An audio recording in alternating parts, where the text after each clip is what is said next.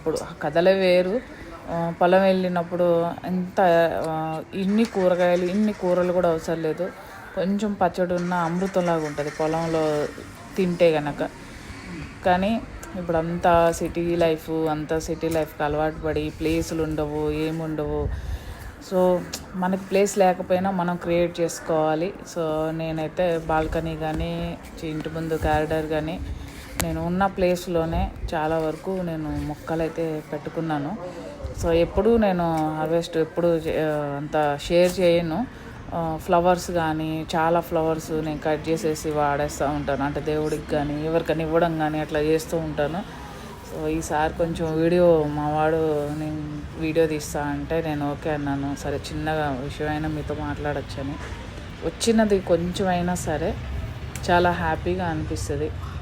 Free time వాళ్ళేంటి వీళ్ళేంటి అని ఆలోచించకుండా కొంచెం మన మైండ్ కూడా ఎప్పుడైనా చిరాకు అట్లా అనిపించినప్పుడు వెళ్ళి ఆ కుండీలు కానీ ఆ చెట్లు కానీ ఎండిపోయిన ఆకులు తీసేస్తా, లేకపోతే కలుపు మొక్కలు లాంటివి చిన్న చిన్నవి వస్తే అవి తీసేస్తా, వాటికి ఏమన్నా ఎట్లా అంటే కంపోస్ట్ అవి ఇచ్చుకుంటా, కొంచెం చాలా వరకు టైం స్పెండ్ చేస్తాను నేను.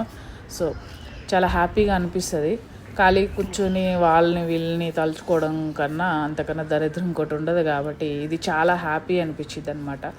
సో ఉన్నది కొంచెం ప్లేస్ అయినా సరే మీరు క్రియేట్ చేసుకొని హ్యాపీగా ఎంత అన్నా రానండి. ఇప్పుడు ఒకరోజు వండుకోవడానికన్నా వస్తుంది కదా.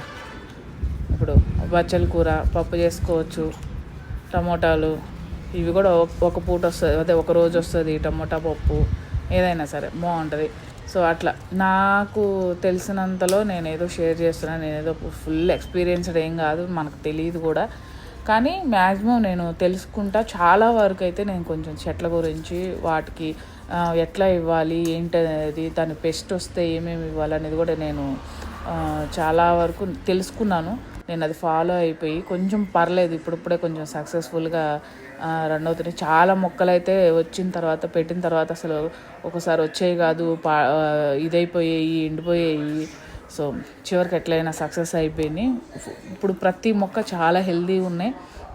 అంటే తెలుసుకొని నేను దేనికి ఏముంది వేయాలి ఏంటది అని చెప్పి ఇప్పుడు కంపోస్ట్ కానీ కోకోపీట్ కానీ తీసుకొచ్చి మట్టి మళ్ళీ వేస్తూ ఉండడము, ఇవన్నీ చేస్తూ ఉన్నాను. పుల్లటి మజ్జిగ కానీ బూడిద కానీ అదే పొయ్యిలో ఉంటుంది కదా, అది ఇస్తూనే ఉన్నాను మ్యాక్సిమమ్. చాలా అంటే చాలా చాలా హ్యాపీగా ఉంది మీకు ఇది షేర్ చేసుకోవడానికి. మీరు కూడా ట్రై చేయండి ఫ్రెండ్స్, పండించడానికి. బాయ్.